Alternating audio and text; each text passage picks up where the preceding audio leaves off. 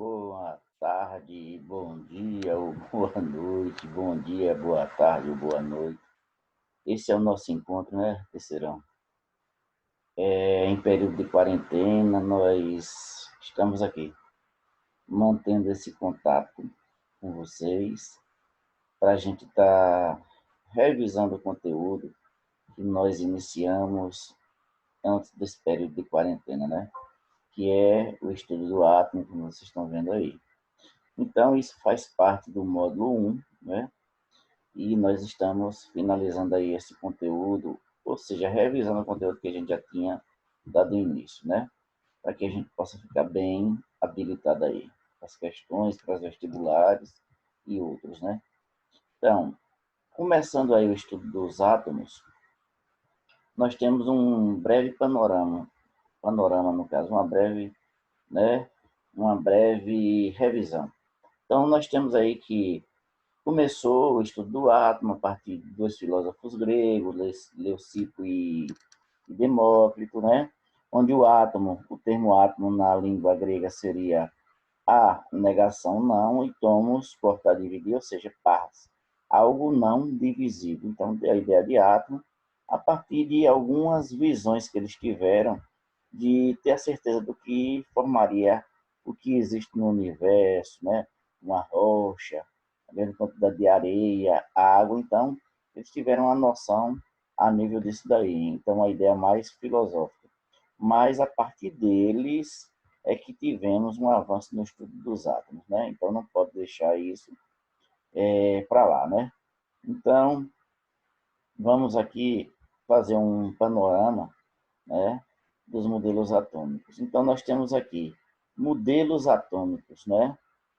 Eu vou afastar um pouquinho aqui para a gente ver melhor. Modelos atômicos.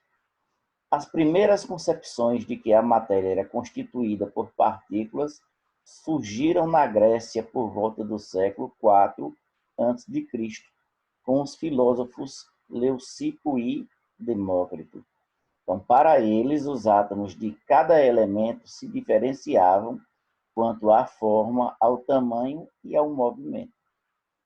Mas aí veja o seguinte, vê a ideia apenas filosófica. Então, houve-se a necessidade de aprofundar esses estudos, aí aparece numa sequência lógica o John Dalton, né? O modelo atômico de Dalton, onde seria essa bolinha de bilhar maciça e indivisível. Aí veja a ideia de Dalton. O primeiro modelo atômico foi proposto entre 1803 e 1808 por John Dalton. Tal modelo tinha como base experimentos envolvendo gases e pôde ser resumido da seguinte maneira. São postulados, na verdade. É o que ele diz no primeiro.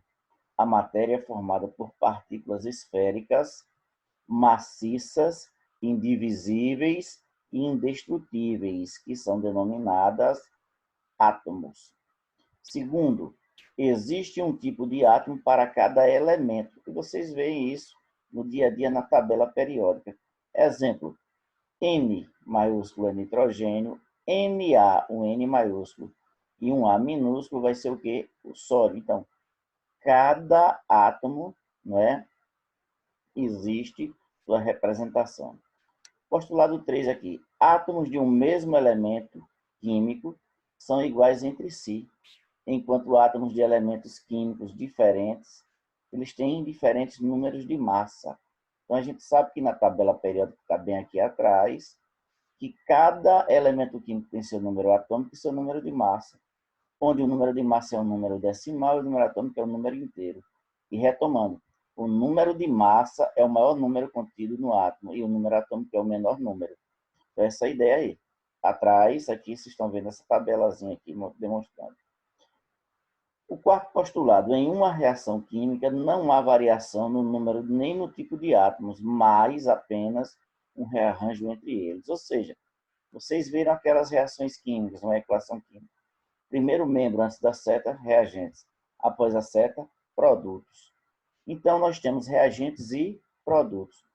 Se eu tenho um O2, que é o gás oxigênio, eu tenho uma substância, que é uma molécula, formada por átomos de um mesmo elemento, O2. Então, é uma substância simples. Se eu tenho H2O, um exemplo bem prático, são dois átomos de hidrogênio para um átomo de oxigênio. Trata-se de um rearranjo entre os átomos. É uma união através de ligações químicas.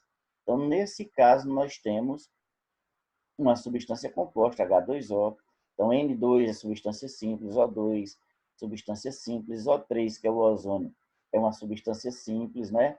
Mas o N2, na verdade, que eu digo, é formado por dois átomos de um mesmo elemento, mas eu tenho a diferença. Exemplo, H2SO4 é uma substância composta, formada por três elementos. Quais são eles? Vai ser o hidrogênio, o enxofre e o oxigênio. Então, voltando aqui. O primeiro modelo proposto de átomo foi o modelo de Dalton, que se resumiu a ser uma esfera, ou semelhante a uma bola de bilhar, como ele disse, maciça, indivisível e indestrutível. Ou seja, uma bolinha de sinuca. Se você quebrar ela, ela não vai ter espaços vazios. Ela não tem significado, né? No caso, assim, relacionando ao modelo de átomo de Dalton, né? Bom, mas essa ideia de Dalton ela foi apenas também filosófica, não comprovou nada para o átomo, mas ajudou muito a alguns pesquisadores, cientistas químicos trabalharem para avançar nesse critério, né? Aí aparece, numa sequência lógica, o modelo atômico de Thomson. Mas o que Thomson fez? Ele fez a descoberta do elétron, que é a partícula de carga elétrica negativa. Então, Thomson propôs um modelo atômico que concebia, um modelo atômico que concebia o átomo como uma esfera maciça de carga elétrica positiva que continha elétrons dispersos nela. Ou seja, esse modelo ficou conhecido como pudim de passas. Então, o que ele disse conceber?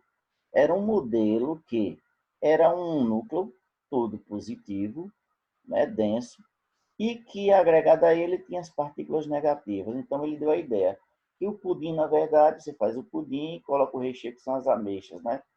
Então, as ameixas, outra história que você queira colocar aí nesse pudim. Então, os recheios vão ser os elétrons. É isso, as passas, no caso. Então, no caso, é o seguinte, é como se você tivesse também uma pizza. E você tem a massa, colocou o queijo, ela ficou toda positiva. Quando eu coloquei pedacinhos de rodelinhas de calabresa, eu estou colocando como se fosse o sentido dos elétrons, eu estou preenchendo. Então, isso aí é o modelo de Thomson, né? Mas Thomson não fez esse modelo simplesmente por fazer, não. Ele bombardeou raios catódicos em uma cápsula contendo gás, uma cápsula de vidro, considerando que o átomo era um metal e que esse metal aí ele seria o núcleo que ele imaginava. E ele percebeu isso, que era positivo e se agregavam a ele as partículas negativas que eram bombardeadas. Então ele descobriu os elétrons, né, nesse momento. Mas aí, anos após, aparece o modelo atômico de Rutherford, mais um estudo aprofundado. Só que Rutherford ele fez da seguinte maneira: com a descoberta do próton, olhe bem, a descoberta do próton, que já havia à época, partícula de carga positiva, Rutherford e seus colaboradores começaram a estudar a disposição dessas partículas, que foram os prótons e os elétrons, dentro de um átomo. Para isso, eles bombardearam aqui, ó, como tem aqui no esquema, uma fina lâmina de ouro com partículas alfa, né, de carga positiva, e essas partículas eram detectadas através desse sistema. E o que foi esse sistema? Ele pegou um bloco de chumbo e colocou como se fosse uma pistolinha, só que era laser. E ele disparou através de uma plaquinha de chumbo com orifício para essas partículas não desviarem do plano, tá certo? Era uma partícula de polônio, que era a partícula alfa positiva, e eles colocaram a lâmina de ouro considerando que era esse núcleo de átomo de Thomson. Ele queria comprovar se era aquilo que ele estava dizendo, que era positivo e negativo aqui nesse mesmo local. Aí o que é que ele fez? Começou a bombardear, aí envolveu essa lâmina de ouro aqui com essa outra lâmina de sulfeto de zinco. Qual foi o objetivo do sulfeto de zinco aqui? Que era o papel fotográfico. Qual foi a ideia? Era para ter a certeza que as partículas atravessavam ou desviavam, né, desse núcleo aqui, que era a lâmina de ouro. E aí ela emitia um feixe de luz, aí tinha certeza que ultrapassava ou não. Com isso, ele percebeu que algumas partículas atravessavam a lâmina e outras batiam na lâmina e voltavam, desviavam do plano. Ele percebeu que o núcleo seria todo positivo. Por quê? Se ele estava bombardeando com partículas positivas, um núcleo positivo, e algumas partículas elas desviavam do plano, repeliam, então era de mesmo sinal. E as que atravessavam, ficavam fora desse núcleo, teria de sinais opostos. Então ele percebeu que o núcleo do átomo jamais poderia ter partículas positivas e negativas. Aí onde ele estabeleceu a ideia do terceiro, no caso, o terceiro modelo de átomo, baseado no sistema solar ou planetário, assim como queiram. Pois o núcleo seria o Sol e os elétrons em órbitas seriam os planetas, né? Então, essa é a ideia. Então, o átomo de Rutherford seria um núcleo positivo, né, com os prótons, e ao redor desse núcleo os elétrons, né, com energias aí ó, diversas. Então, foi essa a ideia que ele teve. Mas, continuando, o modelo atômico de Rutherford, ele sofreu intervenção, né, através dos estudos de Bohr. Aí ficou o modelo atômico, que foi o quarto e último, de Rutherford e Bohr, onde ele diz o seguinte: o modelo de Rutherford não era capaz de explicar como os elétrons podiam podiam se movimentar sem que perdessem energia e colidissem com o núcleo. Ou seja, a ideia, eu tenho um núcleo e eles tinham que se movimentar. Eles estavam querendo entender como eles se movimentavam sem colidir com o núcleo, sem chocar. Imagine, partículas negativas com positivas colidindo entre si, haveria explosão do átomo, do núcleo do átomo, ou seja, do átomo. Ele não existiria. Por isso é que veio a ideia de Niels Bohr aí, com a descoberta dos nêutrons. Para resolver o problema, Niels Bohr supôs que os elétrons ocupam níveis determinados de energia, né, ou camadas eletrônicas, e que esses níveis apresentam energia constante. Então, já tinha descoberto que o átomo tinha prótons e nêutrons no núcleo, prótons, as partículas positivas e nêutrons de carga nula, e circulando esse núcleo do átomo em órbitas, né, circulares ou elípticas, tinham os elétrons, que é chamada região de eletrosfera. E mais uma ideia de Rutherford. Ele percebeu que o tamanho do átomo, aqui, isso aqui, ó, o tamanho do átomo da eletrosfera, em relação ao núcleo, é cerca de 10.000 vezes a 100.000 vezes maior. Então, é como se você tivesse no estádio, no campo de futebol do Maracanã, no último lance de arquibancada assistindo um jogo, e você olha para o centro do campo, você vê a bola bem pequenininha. Então, é o núcleo do átomo em relação ao Maracanã todo ali, que é o átomo. Então, essa é a ideia aí. Então, o Niels Bohr, com seu estudo da teoria da quantização, ele percebeu que os elétrons ocupavam certos níveis de energia, que são aquelas camadas eletrônicas. Aí tem um fenômeno chamado de elétron excitado. Quando um elétron está mais próximo ao núcleo, é porque ele tem menor energia na camada, né? Quando essa camada está mais distante do núcleo, a camada ou nível, é porque ela é mais energética. Mas se eu tiver um elétron aqui próximo ao núcleo do átomo, ela tem uma quantidade de energia e vai para uma camada mais distante, tá? Saiu. Quando ele retorna para sua camada original, ele saindo, ele ganha energia, certo? Ganha força, energia. Quando ele volta, ele perde sua energia. Quando ele perde essa energia, é na forma de fóton ou luz. Então, a emissão das luzes. Então, é o seguinte, se eu tenho um amarelo, eu tenho um vermelho, se eu tenho aqui atrás azul, verde, né? O rosa. Então, eu tenho, de acordo com essa noção da quantização de Niels Bohr. Então, Niels Bohr conseguiu comprovar com isso que a gente está na visão do espectro visível. E o que é o espectro visível? São ondas eletromagnéticas a nível de distribuição de luz desses elétrons, que a gente pode ver ao olho nu, exemplo, as cores do arco-íris. Nós podemos perceber sem a utilização de equipamentos sofisticados a nível de lupas, de microscópios, né? E outros. Então, essa ideia é essa. aquela explosão dos fogos de artifício à noite, a gente vê cores diferentes, se deve a essa teoria de Niels Bohr. Aquela luzinha do micro-ondas, que é a propagação de ondas eletromagnéticas, não é isso? Então, o que é que acontece? Também é relacionada a Niels Bohr. As luzes de iluminação de uma cidade à noite, se deve a Rutherford, farol de um carro, farol de neblina, o que for, se deve a essa teoria aqui. Então, essa noção aqui, ó, a contribuição foi muito grande, né? Então, no caso, eles promoveram o último modelo atômico, que é o atual. Então, como a gente está reprisando aqui para vocês. Mas aí, mais adiante, o que aconteceu? Niels Bohr, ele, como tinha previsto os níveis energéticos ou camadas eletrônicas, aí ele conseguiu comprovar que existem 7 níveis de energia, de 1 a 7, e que cada nível se refere a uma camada eletrônica. Níveis representados pelos números e camadas pelas letras. Então, camada K é nível 1, camada L nível 2, camada M nível 3, AN nível 4, AO nível 5, AP nível 6 e AQ nível 7, né? Então, as camadas eletrônicas, elas têm os números máximos de elétrons. A K pega 2 elétrons, a L8, a M18, a N32, O32, P18 e Q8. Mas para distribuir esses elétrons a níveis das camadas, a nível das camadas, no caso, eu preciso ter essa configuração eletrônica aqui, esse diagrama, onde eu divido em subníveis. Isso aqui foi a ideia de Linus Pauling, que ajuda a química até hoje. Para distribuir os elétrons da camada K, ele só pega o subnível S. Na camada L tem o subnível P. Na M tem até o D. E na N e na O tem até o F. Então, cada camada tem seu número máximo de subníveis e de elétrons.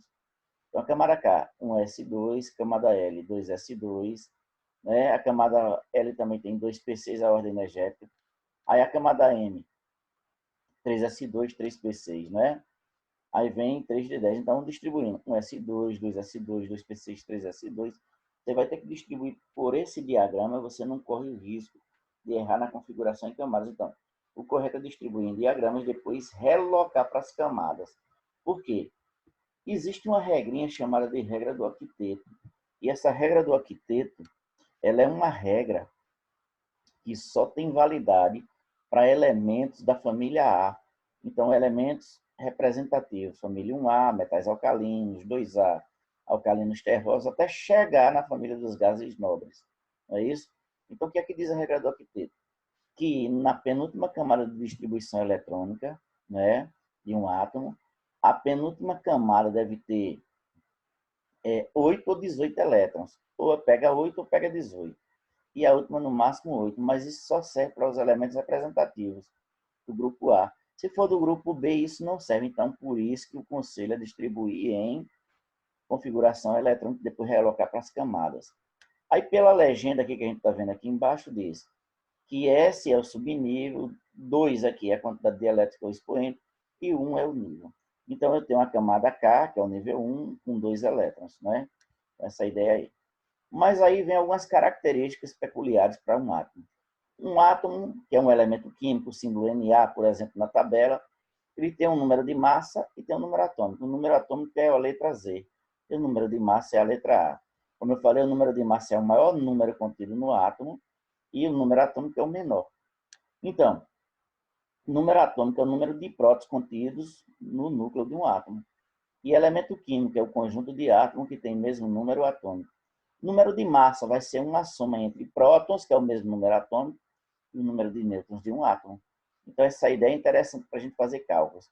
Aí aparece na sequência representação de átomos e íons. Exemplo, um átomo neutro não tem carga elétrica, nem positiva nem negativa. Como aqui é um íon, eu tenho uma massa, que é o número maior, 27, e o número atômico é 13, que é o menor. O número de prótons dele é o mesmo número atômico, 13, mas elétrons aqui eu vou ter 10. Ó. 13 menos 3 dá 10. Aqui é o íon negativo e aqui é o positivo. A massa, 81. Prótons, 35. E elétrons, eu vou somar 35 mais 1, 36. Então, tem essa diferença, né? Entre átomos neutros e íon. Para um íon ser positivo, o íon cátion, eu vou ter o número de prótons maior que elétrons. Para o íon ser negativo, o íon ânion, eu vou ter o número de elétrons maior que o de prótons. É o inverso. Então, essa ideia aí que vocês têm que revisar. Aí vem a noção de átomos isótopos, isóbaros e isótonos. Átomos isótopos têm o mesmo número de prótons, mas diferentes números de massa e número de nêutrons. Átomos isóbaros têm o mesmo número de massa, aqui como o argônio e o cálcio, mas têm diferentes números atômicos e de nêutrons. E átomos isótonos têm diferentes números de prótons, diferentes números de massa, mas iguais números de nêutrons. Exemplo, 11 menos 5 aqui dá 6, 12 menos 6 dá 6. Então, são isótonos. Então, é interessante. E eu já havia falado em noções de substâncias simples e compostas, não é isso? Comparando uma substância simples, ela é formada por átomos de um mesmo elemento, O2, e composta por átomos de elementos químicos diferentes, né, gente? Então, é o seguinte, essa é uma revisão bem básica, tá certo? O que a gente precisa fazer, tá certo? Para revisar esse conteúdo, tá bom? E aí, daqui para frente, a gente vai ter mais aulas para a gente se encontrar. Uma boa sorte a todos e até o próximo.